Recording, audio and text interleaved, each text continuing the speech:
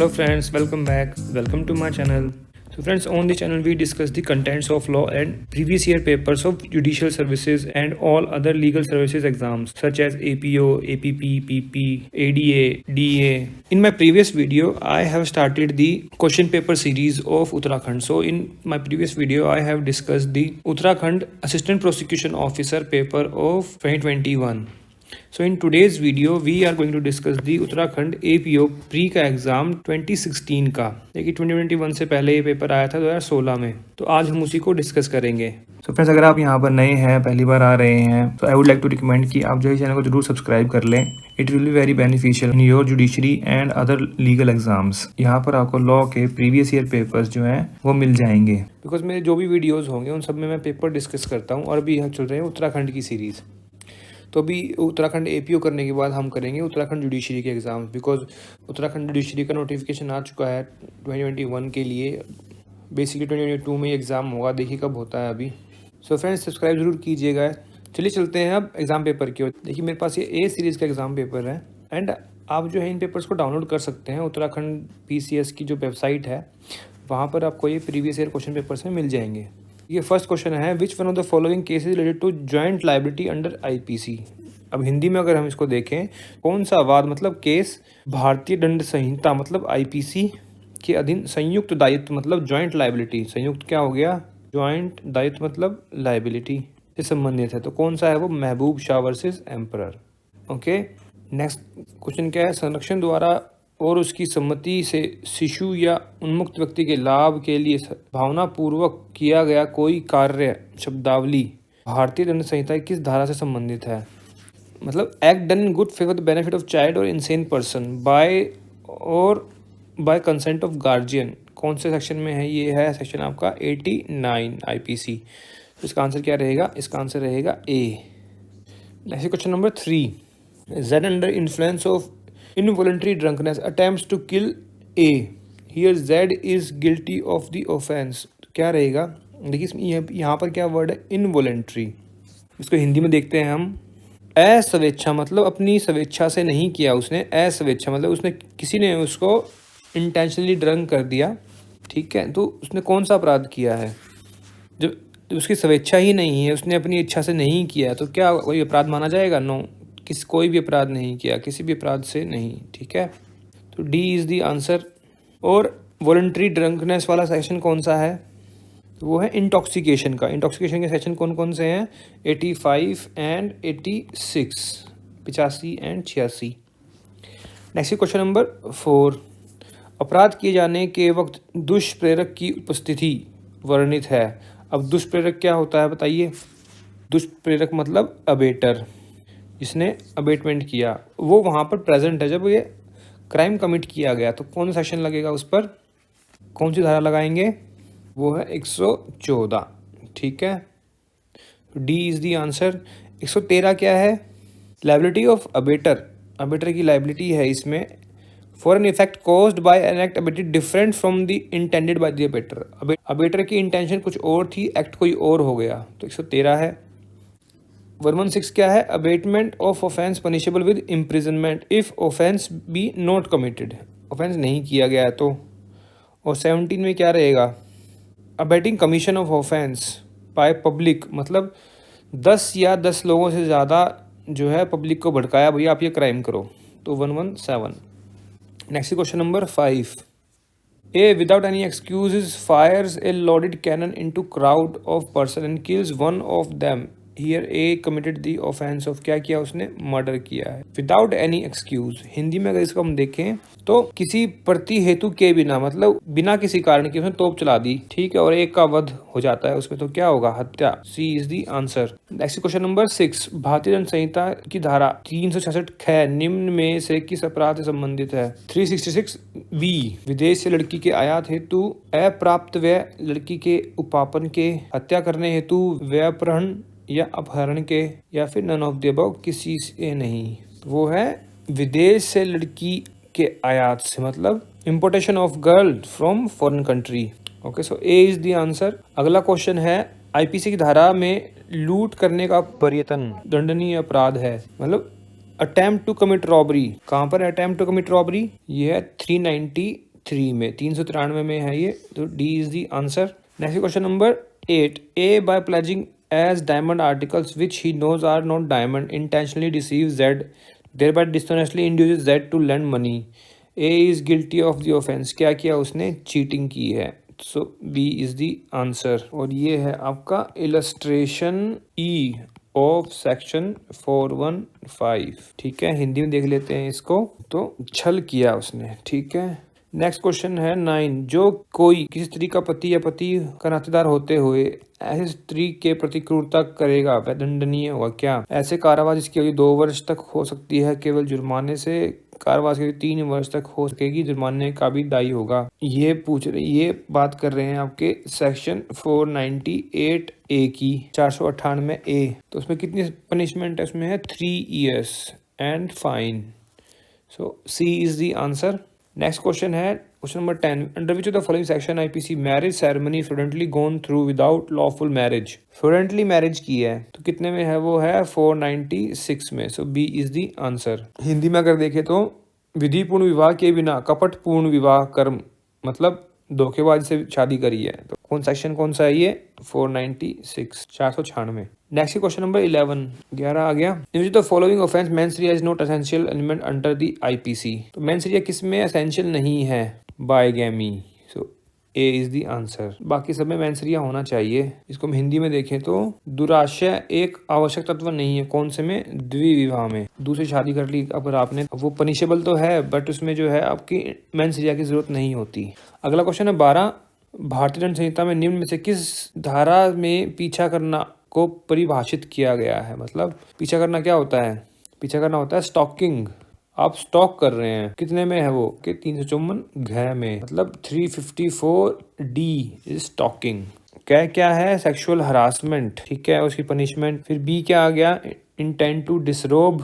क्या आ गया? वोयोरिज्म। अगला है क्वेश्चन नंबर 13, ज्ञान कौर व पंजाब राज्य 1996 का वाद निम्न में से किस अपराध संबंधित है? हत्या के, आत्महत्या के प्रयत्न के, दोष मानव वध के, आत्महत्या के दुष्प्रेरण के। दुष्प्रेरण मतलब अबेटमेंट, प्रयत्न मतलब अटेम्प्ट। तो अटेम्प्ट टू सुसाइड वाले केस से रिलेटेड है ये। ठीक है, so C is the answer. Next question number 14, A is the lover of B's wife receives valuable property belonging to her husband. She, knowing she has no such authority, is guilty of the offense of, क्या किया उसने? चोरी करी है। So that would be theft. और ये है आपका इलस्ट्रेशन ओ ऑफ सेक्शन 378, जहाँ पर थेफ्ट की डेफिनेशन दी गई है। ओके, अगला है question number 15, under which of the following offences IPC even preparation to commit the offence is also punishable with vigorous imprisonment. तो किसमें है? दैट इज डकैती। प्रिपरेशन इज पनिशेबल इन डकैती। और ये कहाँ दिया गया है? कौन सेक्शन है ये? ये है आपका सेक्शन 399, 399। Okay, next है 16, A instigate B to murder C but the offense is however not committed. Here A is liable. किस चीज के लिए liable है? अब देखिए क्वेश्चन है घुमा फिरा के पूछ लिया। ये यहाँ नहीं पूछा कि अबेटमेंट हुआ या नहीं हुआ। अब पनिशमेंट पूछ ली है उसकी। अब उसने इंस्टिगेट किया है बट ऑफेंस नहीं हुआ। तो ये आएगा आपके सेक्शन 115 में, 115 में है ये। और वहां पर क्या लिखा गया है कि abetment of offence punishable with death और imprisonment for life if offence not committed. Not committed में कितनी पनिशमेंट है? 7 साल की। So C is the answer. Next है 17, A causes cattle to enter upon a field belonging to B intending to cause knowing that he is likely to cause damage to B's crop. A is guilty of the offence. A is the guilty of offence. क्या offence किया उसने किया है? Mischief. ये कहाँ पर mention है? ये मेंशन आपके illustration H of section 425। Hindi में देख लेते हैं इसको। तो मिसचीफ को क्या बोलते हैं हिंदी में? रिष्टी का अपराध किया है, मतलब जानबूझ के कुछ नुकसान करना। और इसका ये उदाहरण कौन सा है? जय। अगला क्वेश्चन है 18, ए ने कमजोर वृद्धा बै को अपनी फसल चुराते पाया। ए ने उसे निर्दयता पूर्वक पीटा जिससे उसकी मृत्यु हो गई। ए निम्न में से किस अपराध के लिए दायी होगा? घोर उपहतिकारित करने का, हत्या का, आपराधिक मानववध का, किसी अपराध के लिए, क्योंकि संपत्ति व्यक्तिगत प्रतिरक्षा करने के अधिकार का प्रयोग किया। देखिए क्या ये प्रतिरक्षा क्या होता है? Right to private defence. ठीक है, तो राइट टू प्राइवेट डिफेंस वहीं पर अवेलेबल है जहां पर आप उसको ओवर पावर कर सके। मतलब कि अगर वो आपसे कमजोर है, आप दूसरे पर्सन पर इतना ही फोर्स यूज कर सकते हैं ताकि वो जो है आप पर हमला ना कर सके, मतलब आपसे कमजोर पड़ जाए। तो वैसे ही लिखा गया। देखिए यहाँ पर क्या लिखा गया है कि वृद्धा थी, ठीक है, कमजोर वृद्धा बै, मतलब औरत है, कमजोर है ऑलरेडी, और उसको पीट पीट के आपने जो जो है मार दिया। क्या होगा ये? This is murder. So B is the answer. Next question number 19वां आ गया। अब निम्न में से कौन सा तत्व भारतीय दंड संहिता की धारा 326 क में वर्णित एसिड हमला के अपराध का एक आवश्यक तत्व नहीं है? आंशिक क्षति, विरूपता या जलन, अंग भंग, विद्रूपण, विकलांगता, केवल शारीरिक दर्द, क्षति, विद्रूपण या घोर उपहति। इसको इंग्लिश में देखते हैं कि partial damage, deformity, burn, maiming, disfigurement, disablement, damage, disfigurement, grievous hurt. तो कौन सा नहीं आता उसमें? परमानेंट और पार्शियल डैमेज की बात की गई है, डिफॉर्मिटी की बात की गई है, बर्न्स, मेम्स, डिसफिगर, डिसेबल्स और कॉजेज ग्रीवियस हर्ट। तो क्या नहीं है उसमें? Only bodily pain. So C is the answer. देखिए यहाँ पे क्या पूछा, नॉट एन एसेंशियल। तो ओनली बॉडीली पेन हुआ है तो सी इज द आंसर। केवल शारीरिक दर्द। सो इसका आंसर क्या रहेगा? सी। नेक्स्ट है question number 20। Where a man secretly captures image of woman who was using washroom for changing her clothes, it will be guilty of the offense. कौन सा ऑफेंस किया है उसने? उसने किया है voyeurism। voyeurism कहाँ पर मेंशन है? ये मेंशन आपके 354 सी में। क्या आंसर रहेगा इसका? A. Next question number 21। A man who monitors the use by a woman of internet, email or other forms of electronic communication commits the offense of। क्या ऑफेंस किया है? स्टॉकिंग। हिंदी में देख लेते हैं क्या होता है हिंदी में? पीछा करना। और वॉयरिज्म को हिंदी में क्या बोलते हैं? दृश्य रतिकता। और ये कहाँ पर मेंशन है? ये मेंशन है आपके 354 डी में। अभी हमने थोड़ी देर पहले क्वेश्चन किया है, उसमें था ये। Next question number 22। The famous pronouncement of Delhi high court regarding constitutional validity of 377 was reversed by supreme court. कौन सा केस था वो? That was Suresh Kumar Kaushal versus Naz foundation. C is the answer. Next question number 23. For the offense relating to marriage under IPC, the minimum punishment has been provided under। और देखिए कितना खतरनाक question पूछा भाई सब में कि भाई IPC में इन सारे सेक्शन में से कौन से सेक्शन में सबसे कम पनिशमेंट दी गई है? देखिए 493 में है 10 ईयर्स की, 494 में है 7 ईयर्स की, 498 में है 498 में है 2 साल की, 97 में है 5 साल की और 95 में है 10 साल की। सबसे कम किस में हुआ? 498 में। इसका आंसर क्या रहेगा? बी 498। अगला क्वेश्चन 24। कै खे को अभित्रस्त करने का आशय से खे के घर की खिड़की के मार्ग से प्रवेश करता है। यहाँ कै किस अपराध का उत्तरदायी होगा? अभित्रस्त क्या होता है? देखिए अभित्रस्त मतलब क्या होता है? इंटिमिडेट। कौन सा ऑफेंस किया है उसने? हाउस ब्रेकिंग, गृह भेदन, गृह भेद दिया उसने। ठीक है, और ये कहाँ पर दिया गया गृह भेदन, हाउस ब्रेकिंग? ये मेंशन है आपके सेक्शन 445 में। अगला है 25। कै एक महिला के कानों के कुंडल खींचता है, मतलब स्नैच कर लिए, और इससे उसे कान चीरते हुए बुरी तरह घायल कर देता है। यहाँ कै उत्तरदायी होगा अपराध से। किस अपराध से? रिष्टी मतलब मिसचीफ, लूट के, उद्दापन के, दुर्विनियोग के। उसने क्या किया है? उसने की है लूट। बिकॉज इंस्टेंट हर्ट किया है जब वो चोरी करता है या फिर स्नैच करता है। ठीक है, तो ये क्या हो गया? रॉबरी। तो बी इज दी आंसर। लूट क्या होता है? रॉबरी। रिष्टी, मिसचीफ, दापन। दापन क्या है? एक्सटोर्शन, दुर्विनियोग, मिस अप्रोप्रिएशन। अगला है 26। इनमें से कौन सा ये सुमेलित नहीं है? कौन सा नहीं है? अप्राप्त व्यय लड़की का उपापन। 72 है, 372 है, वैश्यावृत्ति आदि हेतु अप्राप्त व्यय को बेचना। पति द्वारा पत्नी के साथ पृथक्करण के दौरान मैथुन। धारा 497 विवाहित स्त्री के अपराध आशय से फुसला कर ले जाना। तो इसमें कौन सा करेक्ट नहीं है? वो नहीं है 497, बिकॉज 497 क्या है? एडल्ट्री। ठीक है, enticing away married woman with criminal intent. तो ये कितने में है? ये है 498 में। सो इसका आंसर क्या रहेगा? इसका आंसर रहेगा D. Next 27। According to section 82 IPC, nothing is an offence which is committed by a child under age of 7 years. तो ये कौन सा होता है? क्या बोलते हैं इसको? डोली इन कपैक्स। अगला है 28। डकैती का अपराध किया जा सकता है केवल चोरी के द्वारा, छल के द्वारा, लूट के द्वारा, उद्दापन के द्वारा। तो ये है लूट के द्वारा। लूट किया है और 5 लोगों ने की है, तो क्या हो जाएगा? डकैती। इसका आंसर क्या रहेगा? D. Next 29। Under which section IPC the punishment for attempting to commit offence punishable with imprisonment for life and other imprisonment is provided. कौन से सेक्शन में है? देखिए 508 में जो पनिशमेंट है वो है 1 साल की। 508 क्या है? Act caused by inducing man to believe that he will be rendered an object of the divine pleasure. तो 1 ईयर की पनिशमेंट है उसमें। 509 क्या है?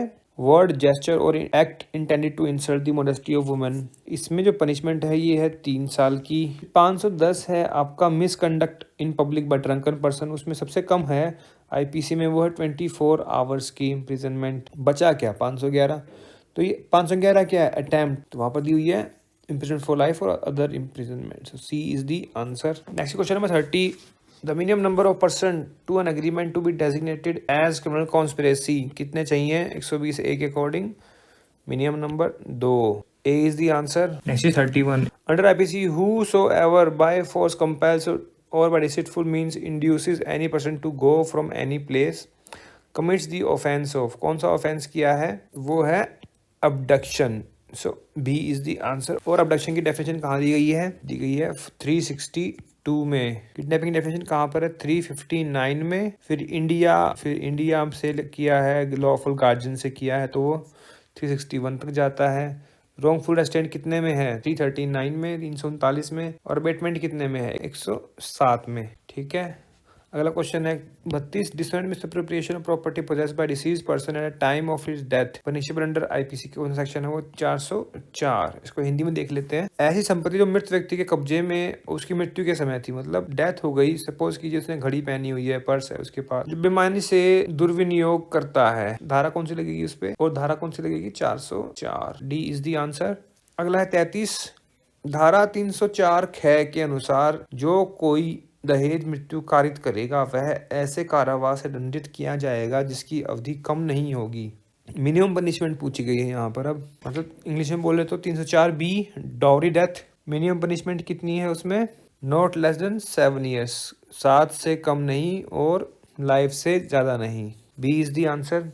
अगला 34। निम्न में से आपराधिक विधि संशोधन, मतलब आईपीसी में जो अमेंडमेंट एक्ट आया था 2013 का, के द्वारा अंत स्थापित नहीं किया गया है। लैंगिक उत्पीड़न, पीछा करने को, दृश्य रतिकता या फिर प्रच्छन्न ग्रह अतिचार, इंग्लिश में देखते हैं इसे, harassment, stalking, voyeurism, lurking house trespass, obviously lurking house trespass. D is the answer. अगला क्वेश्चन है 35। वॉलंटरी थ्रोइंग और attempting to throw acid, Hindi में देखते हैं। स्वेच्छा मतलब जानबूझ के अम्ल फेंकना या फेंकने का प्रयत्न करना, कहाँ पर दिया गया है, वो है 326 ख में, मतलब 326 बी में है। ठीक है, so C is the answer. अगला है 36। लक्ष्मी बनाम भारत संघ 2014 का वाद संबंधित है अपराध से, किस अपराध से है वो, अम्ल के हमले से, मतलब acid attacks. A is the answer. अभी वो छपाक मूवी भी आई थी, वो आप देख सकते हैं, वो लक्ष्मी के ऊपर ही है वो। अगला क्वेश्चन है 37। Indian evidence act was enacted on date, कब आया था, 1 सितंबर 1872 को। So D is the answer. अब यहाँ से एविडेंस एक्ट स्टार्ट हो गया। अगला क्वेश्चन है 38। Law of evidence consist of which of the following, क्या क्या आता है, ordinary rules of reasoning, all rules of evidence, rules of logic, all of this, क्या होता है, all rules of evidence. B is the answer. Hindi में देखें तो साक्ष्य विधि में सम्मिलित होते हैं क्या क्या, युक्तियुक्त साधारण नियम, युक्तियुक्त क्या होता है, रीजनिंग, तार्किक क्या होता है, लॉजिक, साक्ष्य के विधिक नियम मतलब लीगल रूल्स। उत्तर क्या रहेगा, बी। नेक्स्ट क्वेश्चन है 39। विच of the following is not included in the expression of court. देखिए कोर्ट की डेफिनेशन कहाँ लिखी हुई है, लिखी हुई सेक्शन 3 में, जहाँ पर इंटरप्रिटेशन ऑफ क्लोजेज लिखा हुआ, तो पहला ही कोर्ट्स है, पहली डेफिनेशन ही कोर्ट है, और उसमें क्या लिखा हुआ है कि does not include arbitrator, not include है, तो उसका आंसर क्या रहेगा, डी। इसी को अगर हम हिंदी में देखें, न्यायालय की शब्दावली में कौन सा नहीं आता, तो मध्यस्थ नहीं आता। ठीक है, न्यायाधीश, मजिस्ट्रेट, साक्ष्य लेने के लिए वैध रूप से प्राधिकृत सभी व्यक्ति, तो ये तीनों जो है कोर्ट में आते हैं। नहीं आता, कौन नहीं आता, मध्यस्थ। अगला है 40। कोई भी तथ्य जिसमें प्रमाणकारी बल हो साक्ष्य कहलाता है। यह परिभाषा संबंधित है, ये डेफिनेशन किसने दी थी, ये परिभाषा दी थी स्टीफन्स ने। इंग्लिश में देखें अगर इसको, any such fact which possesses probative force is called evidence, तो answer would be Stephen's. B is the answer. अगला है 41। Which of the following sections of Indian evidence act makes relevant the opinion as to existence of customs. Customs कहाँ mention किए गए हैं, वो mention किए गए हैं सेक्शन 48 में। ठीक है, तो इसका आंसर क्या रहेगा, सी। 47 में क्या है, हैंड राइटिंग एक्सपर्ट। 49 में क्या है, usage and tenets, usage and tenets. ठीक है, 50 में क्या है, opinion on relationship. Okay, Hindi में देखते हैं इसको, तो कौन सी धारा रूढ़ी के अस्तित्व, रूढ़ी मतलब कस्टम्स, कौन सी है, 48 48, सी इज द आंसर। अगला क्वेश्चन आ गया 42, निम्न में से कौन भारतीय साक्ष्य अधिनियम में स्वीकृति कर सकता है? स्वीकृति मतलब एडमिशन। वह व्यक्ति जिससे हित व्युत्पन्न हुआ, एक स्वतंत्र व्यक्ति, कार्यवाही संबंधित साक्षी, न्यायालय। तो कौन करेगा ये? इसका आंसर रहेगा A, person from whom interest is derived. इसका इंटरेस्ट है वही तो एडमिशन करेगा, ठीक है। तो इसका आंसर क्या रहेगा? ए। अगला है 43, under which of the following section of Indian opinion as to handwriting has been considered to be relevant. अभी हमने डिस्कस किया है, 47 में है handwriting, so B is the answer. Hindi में देख लेते हैं इसको। हस्तलेख से संबंधित राय को सुसंगत व मान्य किया गया है, कौन सी धारा में? 47, 47 में। अगला क्वेश्चन है 44, अब है आईपीसी आ गया। आईपीसी धारा 376 के अपराध में पीड़ित व्यक्ति का शील का साक्ष्य भारतीय साक्ष्य अधिनियम में सुसंगत नहीं है। एविडेंस एज टू कैरेक्टर, देखिए इंग्लिश में भी देख लेते हैं इसको। देखिए यहाँ क्या लिखा हुआ है, evidence of character of victim is not relevant. तो ये कहाँ पर है? ये सेक्शन है आपका 53A में, 53A है जो इसका आंसर रहेगा डी। अगला है Dudhnath Pandey versus state of Uttar Pradesh. Case किससे रिलेटेड है? ये है प्ली ऑफ एलिबाई पे, ठीक है। इसको हिंदी में देख लेते हैं। तो ये है अन्यत्र उपस्थिति होने का अभिभाग से, प्ली ऑफ एलिबाई। उत्तर क्या रहेगा? बी। अगला क्वेश्चन है 46, किस धारा में जीवन की उपधारणा संबंधित है, मतलब प्रिजम्पशन एज टू लाइफ। तो वो कहाँ पर है? वो है किसमें? 107 में। तो डी इज द आंसर। उत्तर क्या रहेगा? डी। अगला 47, सुसंगता एवं ग्राह्यता शब्दावली है समानार्थी, संविस्तीर्ण, न तो समानार्थी न ही संविस्तीर्ण, समानार्थी व संविस्तीर्ण दोनों। इसको इंग्लिश में देख लेते हैं। सुसंगता क्या हुआ? रेलिवेंसी, एंड एडमिसिबिलिटी क्या हुआ? ग्राह्यता। तो क्या सिनोनिमस है? कोएक्सटेंसिव है? Neither synonymous nor coextensive. इसका उत्तर क्या रहेगा? सी। ना ही समानार्थी है, ना ही संविस्तीर्ण है, ठीक है। तो सी इसका उत्तर रहेगा। अगला क्वेश्चन 48 की धारा 8 में निम्न में से कौन शब्दावली सुसंगता के लिए सम्मिलित नहीं है, मतलब रेलेवेंसी एज टू। इसमें सेक्शन 8 में कौन कौन सी चीजें रेलेवेंट होती हैं, सुसंगत होती हैं? हेतु मोटिव, आशय इंटेंशन, तैयारी प्रिपरेशन, आचरण कंडक्ट। कौन सा नहीं है? इंटेंशन नहीं है। वहाँ क्या है? PCM, physics chemistry maths. आप इसको इस तरीके से याद कर सकते हैं। इसका उत्तर क्या रहेगा? बी। अगला है 49, एक अभियुक्त द्वारा की गई संस्कृति दूसरे सह अभियुक्त के विरुद्ध सुसंगत है, मतलब रेलेवेंट है। सेक्शन कौन सा है? वो है धारा 30 में, जब वहां पर सेम ट्रायल हो, ठीक है। तो उत्तर क्या रहेगा इसका? 30। D is the answer. अगर इसको इंग्लिश में देखें तो confession of one accused is relevant against another को अक्यूज, कौन सेक्शन में होता है? वो 30 में। और यहाँ पर केस कौन सा आता है? Kashmira versus state of Punjab, जो हमने प्रीवियस क्वेश्चन पेपर किया है इसका 2021 का रिसेंट वाला, उसमें ये क्वेश्चन पूछा हुआ था। नेक्स्ट पे चलते हैं क्वेश्चन नंबर 50। क्वेश्चन नंबर 50 क्या कहता है? देखिए, oral evidence under section 60 must be क्या होना चाहिए? डायरेक्ट ओनली या फिर हियरसे या फिर बोथ। तो क्या होता है? Direct only. तो ए इज द आंसर। हिंदी में देखें अगर इसको तो मौखिक साक्ष्य, ओरल एविडेंस कैसा होता है? केवल प्रत्यक्ष होना चाहिए, अनुश्रुत नहीं। तो अगला क्वेश्चन है 51, लोक दस्तावेज वर्णित है भारत साक्ष्य अधिनियम की धारा कौन से में? लोक मतलब पब्लिक डॉक्यूमेंट, दस्तावेज डॉक्यूमेंट, लोक public. It is mentioned under section 74, धारा 74 में दिया गया है। 72 में क्या है? Proof of document not required by law to be attested. Proof की बात कर रहे हैं डॉक्यूमेंट के।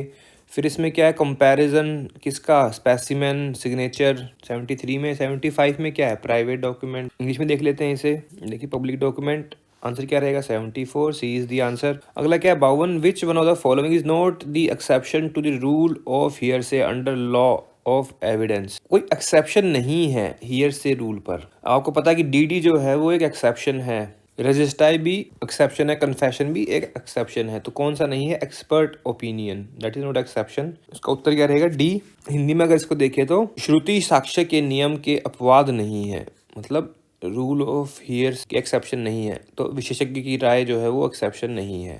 अगला क्वेश्चन है 53, पहचान की कार्यवाही साक्ष्य विधि के अधीन है। सारवान साक्ष्य, संपोषक साक्ष्य, श्रुति साक्ष्य या कोई साक्ष्य नहीं। पहचान की कार्यवाही क्या होती है? टेस्ट आइडेंटिफिकेशन परेड, टीआईपी जो कराते हैं।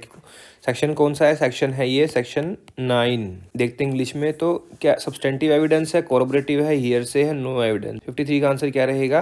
कोरोबोरेटिव evidence, B is the answer. Hindi में देखें तो इसको ये एक संपोषक साक्ष्य है, 20 का उत्तर रहेगा। अगला है 54, अभियोजन पक्ष को अपने साक्षी से सूचक प्रश्न पूछने की अनुमति कब दी जा सकती है? मतलब अपने ही साक्षी से पूछ रहा है, अभियोजन पक्ष मतलब प्रोसिक्यूशन अपने साक्षी से। सूचक पर्सन क्या होता है? लीडिंग क्वेश्चन से साक्षी कौन हो गया? विटनेस। कब पूछ सकता है? मुख्य परीक्षा में। क्या हो गया? चीफ एग्जामिनेशन, मुख्य परीक्षा। जब साक्षी को पक्षद्रोही घोषित किया जाए, मतलब होस्टाइल विटनेस कर दिया तब, या पुनः परीक्षा में। पुनः परीक्षा क्या होगी? री एग्जामिनेशन, किसी परिस्थिति में। तो देखिए मैं ये कहूंगा कि इस क्वेश्चन में जो है ना, ए और बी दोनों जो है ठीक आंसर हो सकते हैं, बिकॉज मुख्य परीक्षा में अगर ऑब्जेक्शन ना किया जाए and with the permission of the court जो है अभियोजन पक्ष जो है लीडिंग क्वेश्चन कर सकता है, ठीक है।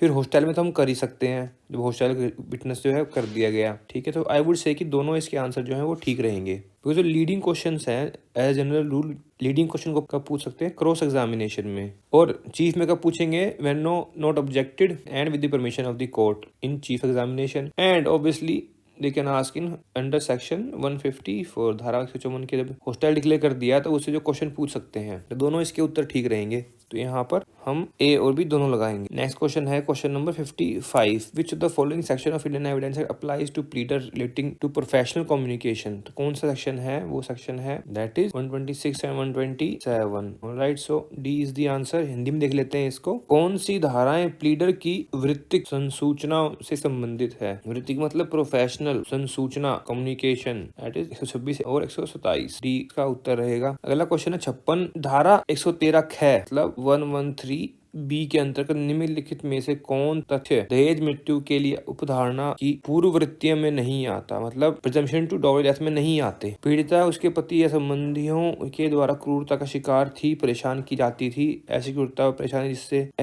और परेशानी किसी दहेज की मांग के लिए थी। पीड़िता का दूसरे पुरुष के से अवैध संबंध था। ऐसी क्रूरता परेशानी विवाह के 7 वर्ष के अंदर की गई। इसका उत्तर क्या रहेगा? नहीं है तो अवैध संबंध था, that is not relevant. English में देखते हैं इसे। नॉट अ प्रीरिक्विजिट और the presumption as to dowry death. तो विक्टिम सब्जेक्ट टू क्रुएल्टी, ये तो है ही है। Harassment in neglection demand of dowry, yes. Victim है illicit relation with other male person, C is the answer. 57 आ गया। The principle of possession is prima facie proof of ownership. तो ये कौन सेक्शन में दिया गया? ये दिया गया 110 में। और क्या बोलते? Possession is 9 points of law. ये भी पूछ चुके हैं कई पेपर्स में, तो आप इसको भी ध्यान रखिएगा, मे भी उत्तराखंड में पूछ ले। 111 में क्या दिया गया है? Proof of good faith in transaction where one party the nation of active confidence. तो ये किसका है? गुड फेथ का प्रूफ के लिए है 111। 116 किसके लिए है? Estoppel in case of landlord and tenants. 117 आ गया फिर estoppel as to bill of exchange या फिर बेली लाइसेंसर, ठीक है। हिंदी में देखें अगर इसे, तो कब्जा स्वामित्व का प्रथम दृष्टया सबूत है। उत्तर रहेगा 110। अगला 58 के दिन किसी लोक दस्तावेज को साबित किया जा सकता है, तो कौन सा है वो? मौखिक साक्ष्य द्वारा, दस्तावेज को देने वाले शपथ पत्र द्वारा, प्रमाणित प्रतिलिपि द्वारा,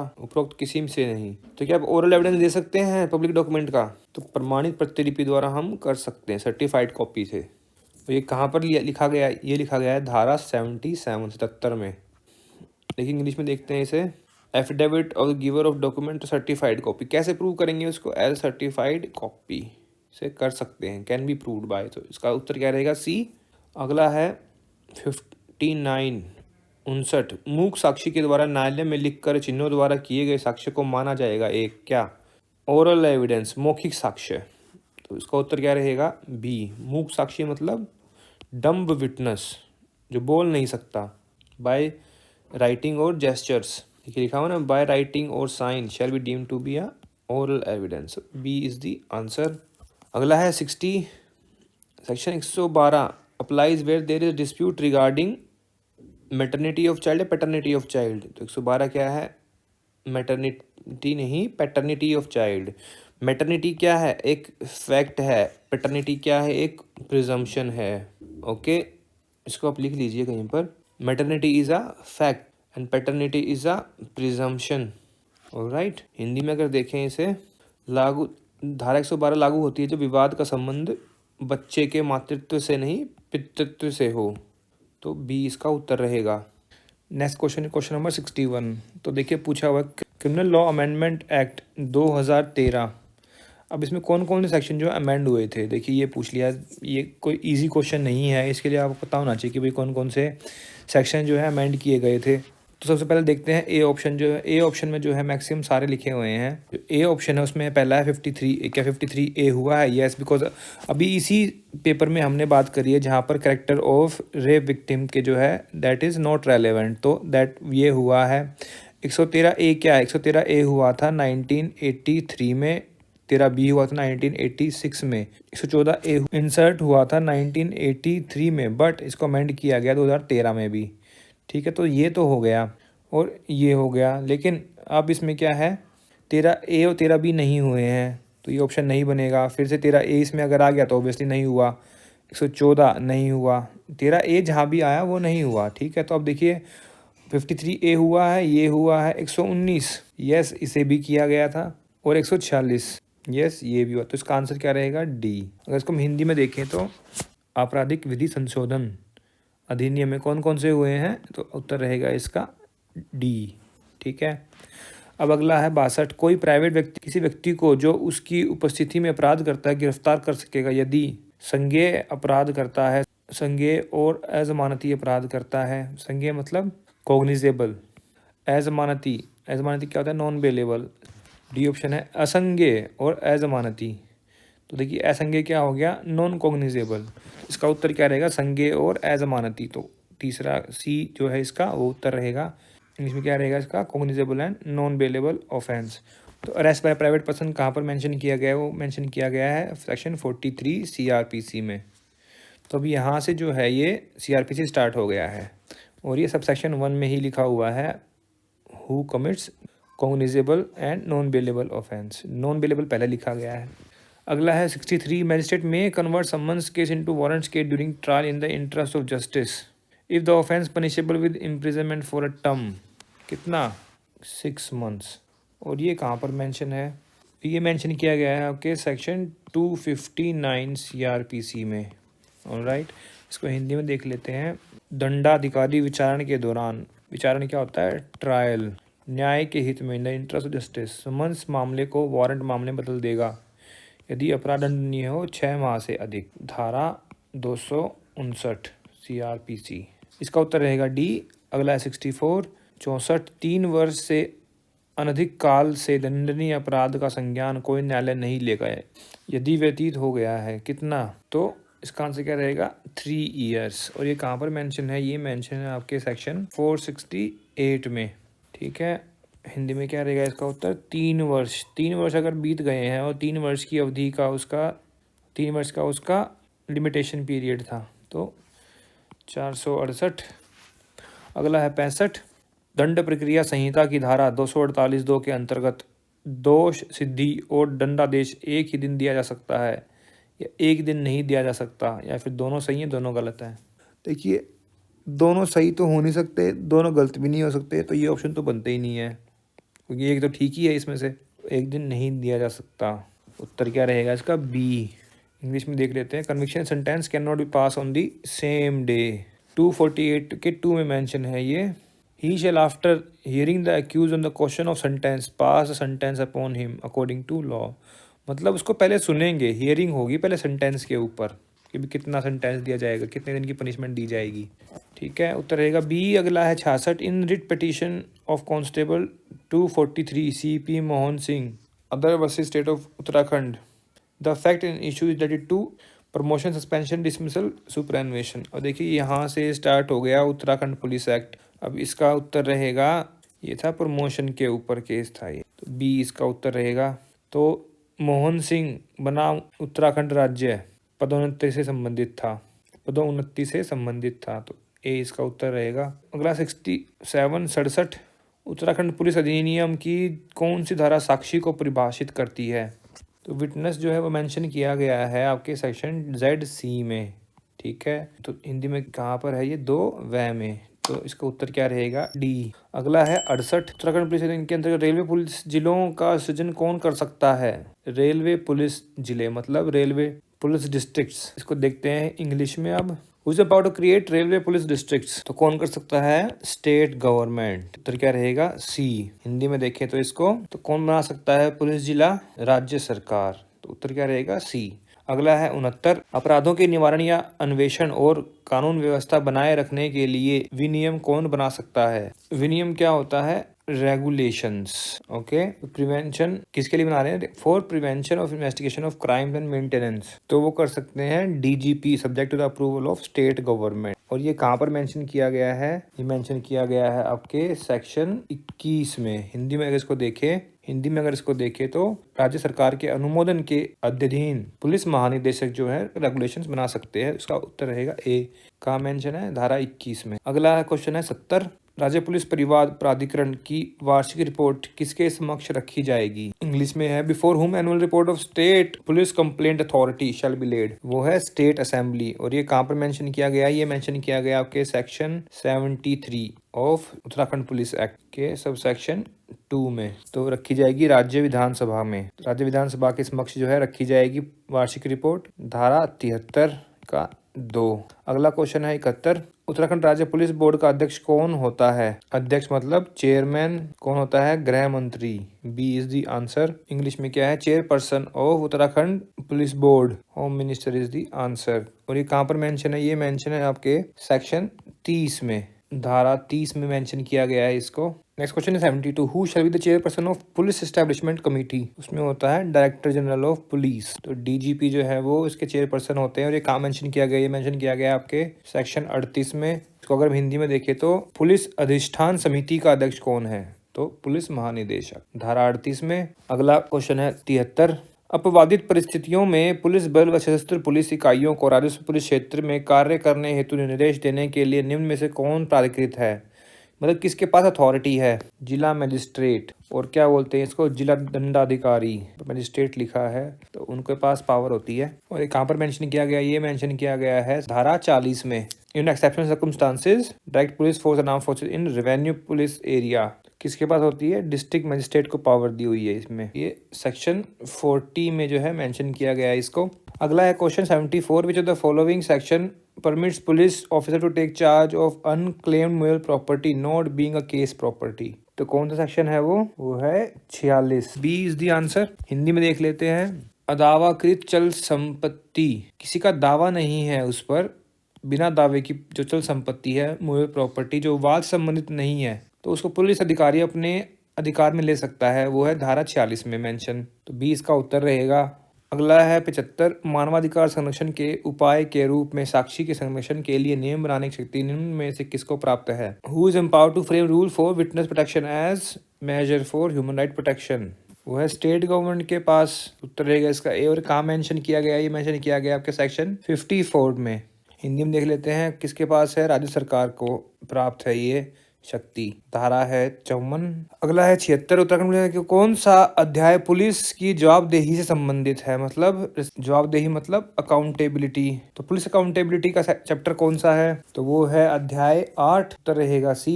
इंग्लिश में देखें तो chapter 8 C would be the answer. Police accountability का चैप्टर 8 है। अगला है 77। Police personnel mean such police officer whose appointing authority is state government और डीजीपी और any officer subordinated to him.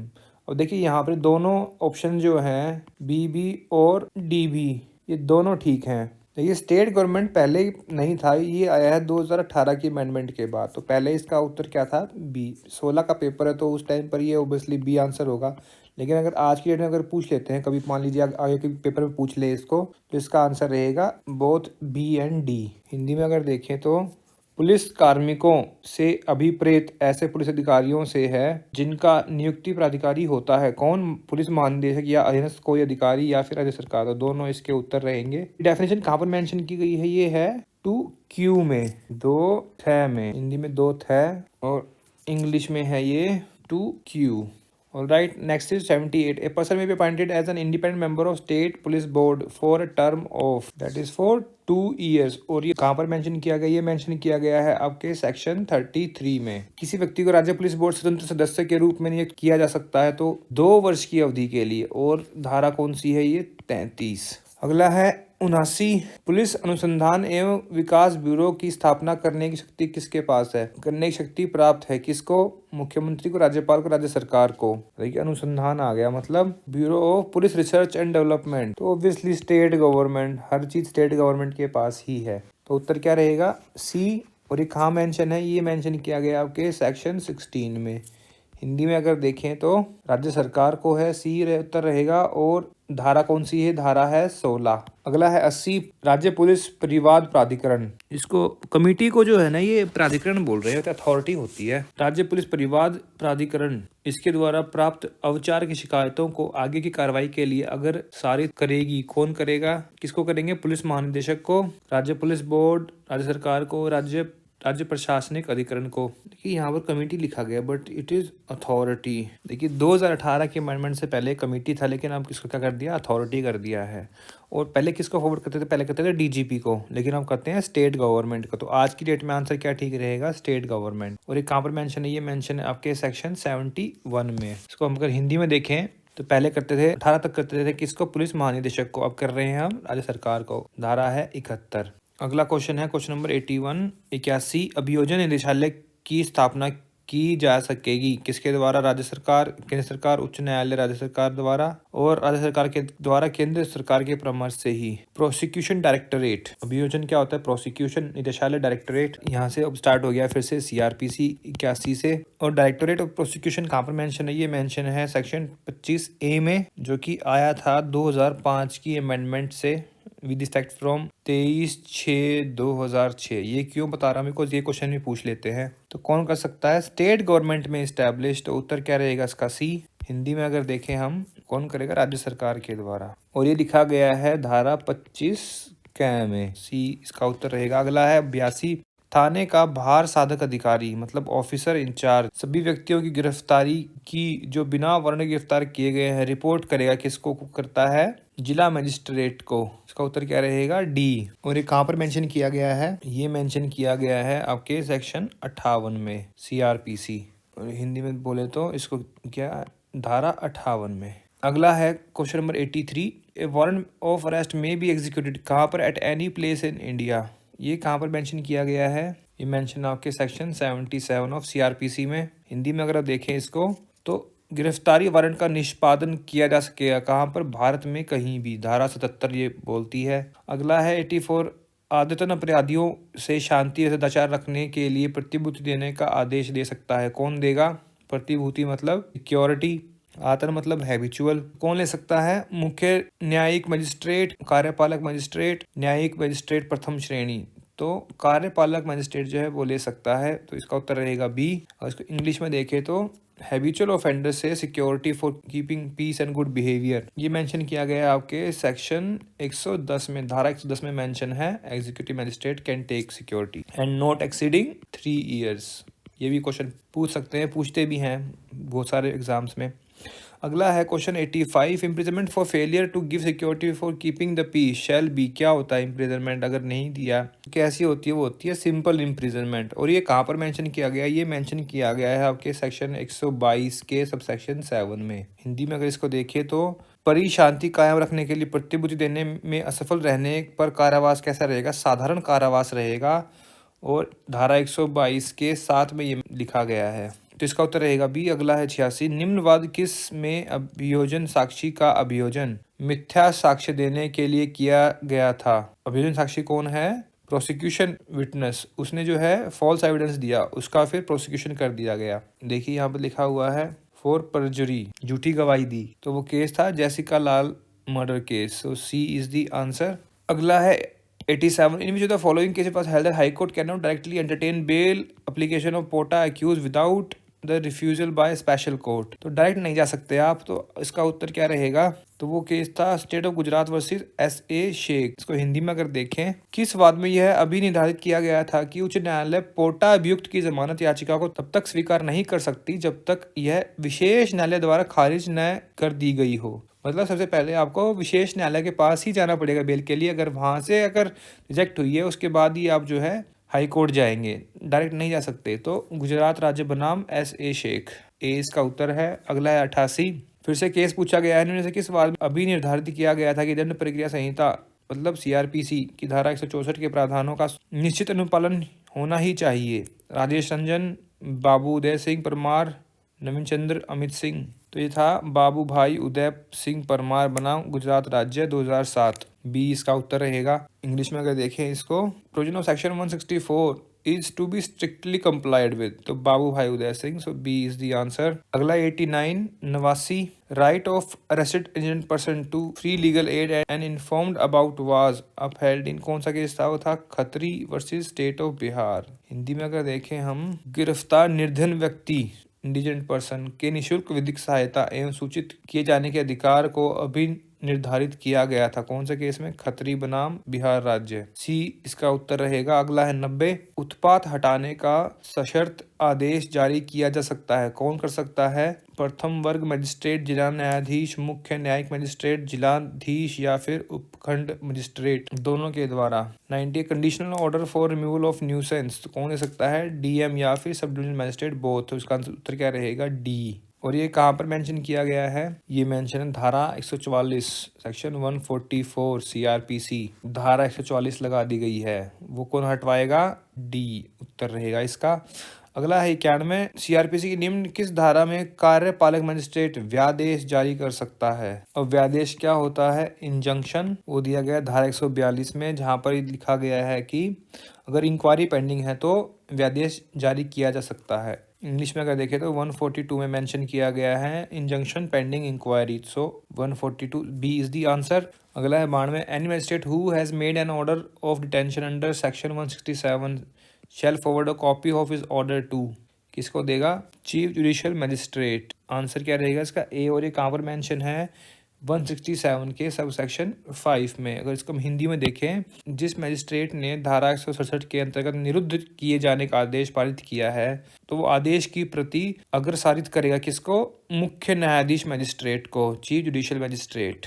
A is the answer रहेगा इसका। उपधारा 5 में दिखा गया है ये। अगला है 93 During trial before the charge has been framed, if complainant does not appear on the date fixed for his appearance, the magistrate may discharge the accused, make over the case, acquit the accused, may acquit the accused। और ये कहाँ लिखा गया है?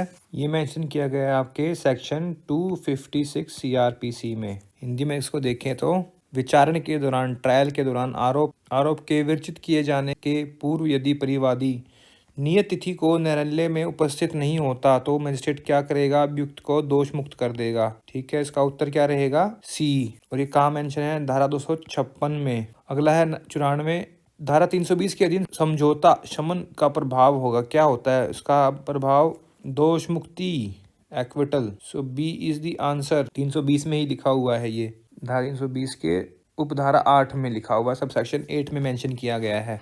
अगला question है 95 भारत संविधान के अंतर्गत को रखा गया है कौन सूची में? संघ सूची में, समवर्ती में, राज्य में, तो यह है समवर्ती सूची में, मतलब कंकरेंट लिस्ट में है ये। 95 को इंग्लिश में अगर देखें हम तो कंकरेंट लिस्ट में मेंशन किया गया है, so C is the answer. अगला है 96 in which of the following case it was held that identity of the victim is not to be disclosed even in the judgment of the court, अर्थात Dinesh versus state of Rajasthan, so C is the answer. इसको अगर हम हिंदी में पढ़ें तो अभी निर्धारित किया गया था कि पीड़िता की पहचान न्यायालय के निर्णय में भी प्रकट नहीं की जा सकती, तो दिनेश बनाम राजस्थान राज्य में ये कहा गया था। अगला क्वेश्चन देखिए, अब इस पेपर में इन्होंने बहुत सारे अमेंडमेंट्स पूछ ली, 2013 की जो सेक्शंस पूछ लिए कौन कौन से अमेंड हुए थे। अब ये पूछ लिया कि विद इफेक्ट फ्रॉम कहाँ से था, केम इनटू फोर्स, 3 फरवरी 2013, इसका बी इसका आंसर रहेगा। 97 को हिंदी में पढ़े तो अगर इसमें क्या है, कब से लागू हुआ था? प्रवृत्त हुआ था 2013 में, 3 फरवरी 2013 से, तो बी इसका उत्तर रहेगा। अगला है 98 सीआरपीसी के अधीन निम्न में से कौन सा सुमेलित नहीं है, कौन सा इस पे मैच नहीं कर रहा? पुलिस रिपोर्ट धारा 2 दय, जमानती अपराध 2 ख, संज्ञेय 2 गय, अन्वेषण 2 जय। देखिए पहला तो बेलेबल ऑफेंस है ए जो है, फिर आ गया चार्ज कोज कॉम्प, मतलब चार्ज हो गया, कोग्निजेबल ऑफेंस हो गया, कंप्लेंट हो गया। कंप्लेंट कितने में आ गया? 2D में। तो जमानती अपराध कहाँ पर है? 2A में है। उत्तर क्या रह गया इसका? सी। इंग्लिश में अगर देखें हम इसको, नॉट करेक्टली मैच है। पुलिस रिपोर्ट 2R में है और बेलेबल ऑफेंस कितने में है? 2A में। तो यहाँ पर देखिए बेलेबल ऑफेंस क्या लिखा हुआ है? B, यहाँ आना चाहिए A। उसके बाद क्या है? चार्ज कोज कॉम्प, तो B में क्या है? चार्ज, C में क्या है? कॉग्निजेबल ऑफेंस, ये बिल्कुल ठीक है। इन्वेस्टिगेशन 2H में है, तो उत्तर क्या रहेगा इसका? C। अगला आ गया 99 जो the following CrPC has not been inserted by criminal law amendment act 2013, कौन सा नहीं किया गया था? देखिए इसमें 198 बी ये किया गया था। कॉग्निजेंस ऑफ ऑफेंस, जहाँ पर मैरिटल ऑफेंसेस के लिए कंप्लेंट केस है जो, उसके लिए बात की गई है। अगला 357BC और 55A आया था 2009 में। ठीक है, बचा क्या बी और सी, तो ये दोनों भी जो हैं 2013 में ही अमेंड किए गए, इंसर्ट किए गए थे। तो जैसे मैंने पहले बताया कि 55A कब आया 2009 में, का उत्तर क्या रहेगा D has not been inserted. Hindi में अगर देखें तो दंड विधि संशोधन अधिनियम 2013 में कौन सा अंत स्थापित नहीं किया गया था, ये किया गया था, ये भी किया गया था, ये भी किया गया था, ये नहीं किया गया था। ये कब किया गया था 2009 में। ठीक है, अगला है फिर से वही सीआरपीसी, कौन सी धारा यह प्रावधान करती है कि कोई न्यायालय निर्णय पर हस्ताक्षर करने के पश्चात उसे परिवर्तित नहीं करेगा। कौन सी धारा है वो, देखिए 360 क्या है, order to release on probation. ठीक है, 361 क्या है, स्पेशल रीजंस देने हैं अगर प्रोबेशन ऑफ ऑफेंडर एक्ट में या फिर चिल्ड्रन एक्ट में है तो। 362 क्या है, नॉट टू ऑल्टर जजमेंट। और 462 क्या है, that is proceeding in wrong place. तो इसका उत्तर क्या रहेगा सी, धारा 362। इंग्लिश में अगर देखें इसे, the court will not alter judgment after signing, तो 362 is the answer, so C is the answer. 360 क्या है, order to release on probation after due admonition, special reasons for probation of offender या फिर children act का अगर कोई conviction है तो। 462 क्या है, proceedings at wrong place. Alright, so इसका आंसर क्या रहेगा सी। सो फ्रेंड्स, यहाँ हमने उत्तराखंड सहायक अभियोजन अधिकारी असिस्टेंट प्रोसिक्यूशन ऑफिसर का 2016 का पेपर जो है वो पूरा डिस्कस कर लिया है। अगर आपको इसमें कोई प्रॉब्लम लगी हो, कोई सजेशंस हो, कोई अमेंडमेंट्स हो, कोई सजेशंस हो, तो आप जो है कमेंट सेक्शन में जाकर भी वहाँ पर लिख सकते हैं। We always appreciate for that. And अगर आपने मेरे चैनल को सब्सक्राइब नहीं किया तो उसे फटाफट सब्सक्राइब कर लीजिएगा, बिकॉज आगे और भी जो है एग्जाम पेपर आने वाले हैं। अगली वीडियो में हम एक और यूके एपीओ के पेपर को डिस्कस करेंगे। तो फ्रेंड्स, आज के लिए इतना ही। Keep watching the videos. Thank you, thanks very much for watching this video.